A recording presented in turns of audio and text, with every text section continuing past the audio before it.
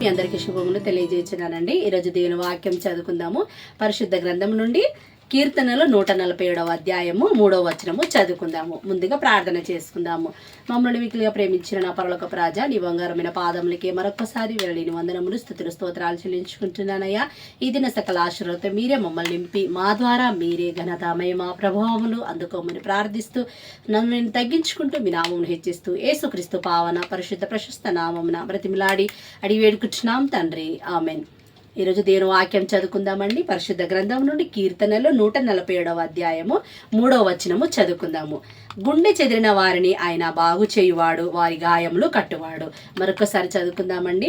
గుండె చెదిరిన వారిని ఆయన బాగు చేయువాడు, వారి గాయములు కట్టువాడు. మన పరిశుద్ధమైన వాక్యం ఏం సెలవిస్తుందంటే గుండె చెదిరిన వారిని ఆయన బాగు చేయువాడు. చూడండి, మనము ఈ లోకంలో సమాజంలో బ్రతుకుచున్నప్పుడు మనకు గుండె భారమైన ఎన్నో సమస్యలు మనకు కలుగుతూ ఉంటాయి. అది ఎన్నో బాధాకరమైన, ఒకరికి చెప్పుకోలేని బాధాకరమైన పరిస్థితులు మనకు ఒక్కొక్కసారి కలిగినప్పుడు మన గుండెకు ఒకసారి ఆగిపోయినంత పరిస్థితి మనకు కలుగుతుంది. ఆ రీతిగా బాధ కలుగుతుంది. మరి ఆ రీతిగా మనం బాధ కలిగినప్పుడు మరి మనం ఎంతో చింతిస్తాం, ఎంతో వేదన పడుతూ ఉంటాం.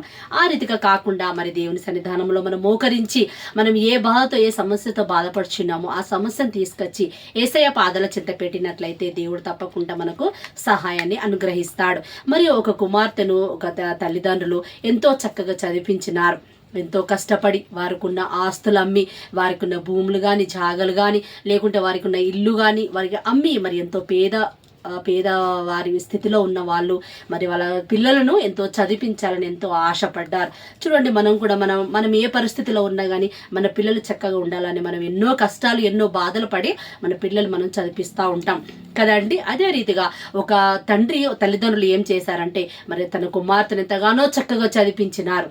మరి ఉన్నతమైన స్థితిలో నా కుమార్తె ఉండాలనేసి మరి వాళ్ళు ఎంతగానో చక్కగా చదివించినారు. ఉన్నతమైన స్థానంలో ఉన్నతమైన దేశాలలో మరి విదేశాలలో నా కుమార్తె చక్కగా చదువుకోవాలని మరి ఆ పేద పరిస్థితిలో ఉన్న తల్లిదండ్రులు మరి ఎంతగానో కష్టపడుతూ వారికి ఉన్న ప్రతిదీ అమ్ముకొని మరి వాళ్ళు ఆ కుమార్తెను చదివిస్తున్నారు. మరి దూరదేశంలో ఉన్న కుమార్తె చక్కగా స్నేహితులతో మరి చక్కగా ఆ కుమార్తె మరి ఏ స్థితిలో ఉన్నా అని ఆ కుమార్తె మర్చిపోయింది. అయ్యో, నా తల్లిదండ్రులు ఈ స్థితిలో ఉండి నన్ను ఈ రీతిగా డబ్బులు ఖర్చు పెట్టి చదివిస్తున్నారు అనేసి ఆ కుమార్తె మర్చిపోడు ఆ బిడ్డ ఒక ఉన్నతమైన స్థానానికి వచ్చినప్పుడు మరి తన తల్లిదండ్రులు మరి ఆ కుమార్తె దగ్గరకు వచ్చినప్పుడు అయ్యో, వీళ్ళని చూస్తే మా అమ్మ నాన్నని చూస్తే నా ఫ్రెండ్స్ ఏమనుకుంటారో, నా చుట్టుపక్కల వాళ్ళు, నా ఆఫీసు వాళ్ళు ఏమనుకుంటారో, మా ఆఫీస్లో చేసే యజమానుడు మా సార్ ఏమనుకుంటాడో అనేసి మరి ఆమె కొలీగ్స్ ఏమనుకుంటారో అనేసి ఆమె ఎంతగానో బాధపడ్డదంట. అయ్యో, ఇది వీళ్ళని చూస్తే వీళ్ళు ఈ పరిస్థితి వాళ్ళు బాగలేదు. చూడండి, మనం ఏ రీతిగా ఏ పరిస్థితిలో ఉన్నా మన పిల్లలు చక్కగా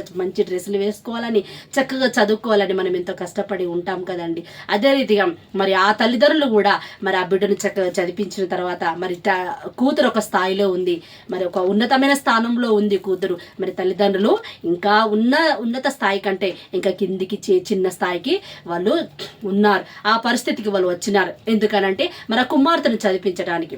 చూడండి, పేద పరిస్థితిలో ఉన్న మరి ఆ కుమార్తె నా బిడ్డ రేపటి దినాన మరలా మమ్మల్ని తప్పకుండా చూస్తుంది కదా అనేసి ఆ బిడ్డను వాళ్ళు ఎంతగానో చదివించినారు. చక్కటి ఉన్నతమైన స్థానంలో ఉన్నప్పుడు మరి తల్లిదండ్రులు ఆ కుమార్తె చూడలేకపోయింది. కనీసం మా అమ్మ నాన్న నన్ను కన్న తల్లి తండ్రి అని చెప్పుకోలేకపోయింది. చూడండి, మరి ఎంత ఘోరమైన పరిస్థితి కదనండి. మరి ఆ పరిస్థితిలో వారి గుండె ఏమైపోతుంది, వారి గుండె ఆగిపోయిన పరిస్థితి ఏర్పడ్డదంట. చూడండి, తల్లిదండ్రులు ఎంతో బాధపడ్డారు. అయ్యో, మన కుమార్తెని నేను ఈ స్థితిలో ఉన్నా కానీ ఉన్నతమైన స్థానంలో నా కుమార్తె ఉండాలని నేను ఎంతో కష్టపడి మనం ఇద్దరము మరి ఎంత ఆ బిడ్డను నేను చదివించినాను కదా, మరి ఈరోజు మా అమ్మ నాన్న అని చెప్పుకోలేని పరిస్థితిలో నా కుమార్తె ఉందని ఆ తల్లిదండ్రులు అక్కడక్కడే మరి గుండె ఆగిపోయిన పరిస్థితి వాళ్ళకి కలిగిందనంట. మరి చూడండి, ఈ లోకంలో తల్లిదండ్రులను చూసే కుమార్తెలు ఎంతమంది ఉన్నారు, కుమారులు ఎంతమంది ఉన్నారు. అదే రీతిగా మరి చూడండి, వాళ్ళు ఎంతో బాధతో ఎంతో వేదనతో మరి తిరిగి వచ్చేసారంట. చూడండి, మరి ఈ తల్లిదండ్రులు కష్టపడితేనే కదండి ఆ కూతురు ఆ స్థాయిలో ఉంది, ఆ ఉన్నతమైన స్థానానికి వచ్చిందని అంటే వాళ్ళు కింది స్థాయి నుంచి తల్లిదండ్రులు ఎంత కష్టపడితే ఆ స్థాయికి వచ్చింది అని ఆ విషయం మర్చిపోయింది. మర్చిపోకుంటే చూడండి, మనం కూడా ఒక్కొక్కసారి ఆ రీతిగా తల్లిదండ్రులను మనం ప్రేమతో చూసుకున్నట్లయితే దేవుడు తప్పకుండా మనని ఆశీర్వదిస్తాడు. తల్లిని తండ్రిని సన్మానింపు అనేసి యేసయ్య పలికినాడు. మనం తల్లిదండ్రులు మనము ప్రేమించినట్లయితే దేవుడు తప్పకుండా మనల్ని ప్రేమిస్తాడు. అందుకే దేవుడు ఏమన్నాడు, గుండె చెదిరిన వారిని ఆయన బాగు చేయువాడు. చూడండి, మరలా తల్లిదండ్రులు ఇంటికి వచ్చి దేవుని సన్నిధానంలో మోకరించి ప్రార్థించినప్పుడు ఆ కుమార్తెకు మారు మనసు పొంది మరి వాళ్ళు అమ్మ నాన్న దగ్గర తల్లిదండ్రులకు వచ్చి తల్లిదండ్రుల దగ్గరికి వచ్చి మరి వాళ్ళంతా కలిసి మెలిసి చక్కగా ప్రేమతో ఉన్నారంట.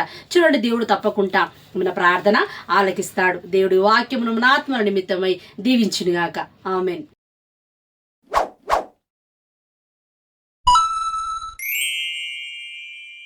वीडियोस बनाने हैं, फिल्मोरा है ना।